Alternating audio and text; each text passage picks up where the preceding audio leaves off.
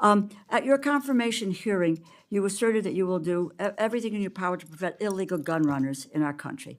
Your budget request for the Bureau of Alcohol, Tobacco, Firearms, and Explosives, ATF, proposes a cut of 26% below the current level. How can you justify such a massive cut without inevitably weakening ATF's ability to help our state and local law enforcement fight illegal gun trafficking?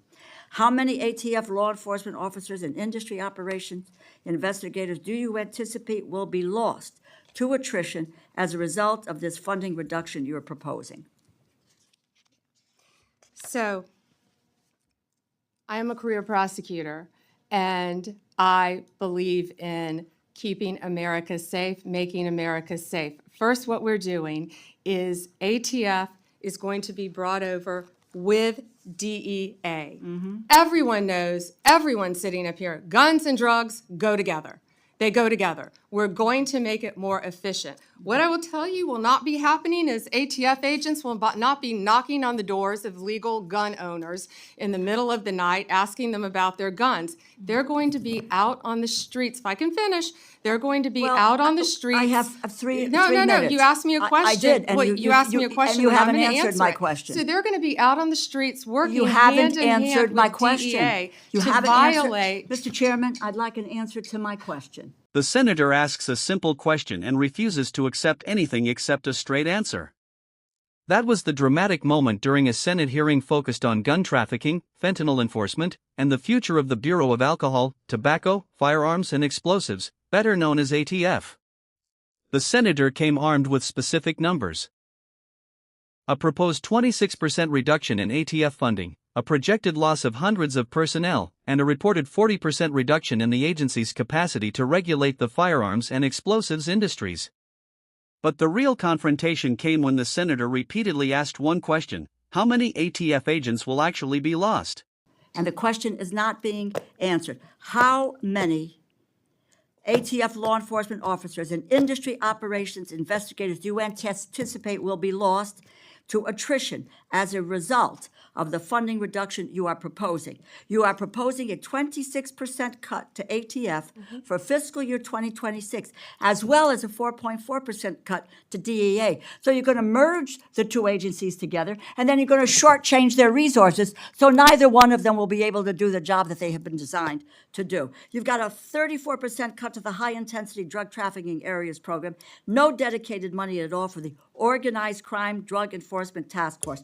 So, in my view, it's fair to say that the Trump administration proposal shortchanges federal efforts to stop illegal gun trafficking and federal efforts to stop the flow of dangerous illegal drugs like fentanyl. As I was attempting to answer your question very calmly, unlike you, Excuse me, Madam saying, Attorney General. Answer yes or no. Tell me what the numbers are. I don't want to hear all of your filibuster about this. Go ahead, please. Tell us the numbers. So we are reorganizing. ATF agents want to be out on the street. Okay, working let me with answer the DEA question for you. agents. I'm going to answer it for you.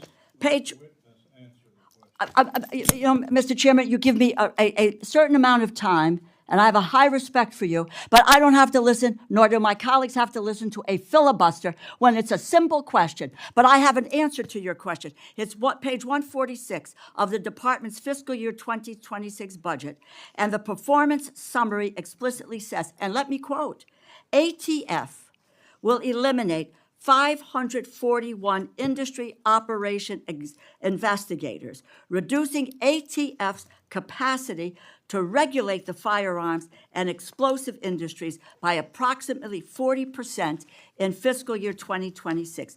ATF will perform fewer regulatory inspections. And the department summary goes on to say, and let me quote, ATF anticipates a reduction of approximately 284 support personnel and 186 agents based on historical attrition patterns, and these personnel cuts will impact ATF across various functions, unquote.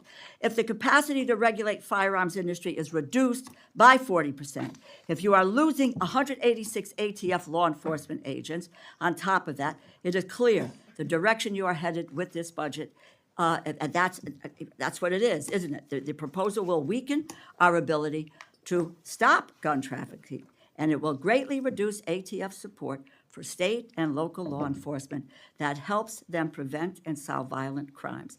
It's a bad proposal. Do you want to hear my answer in 3 seconds?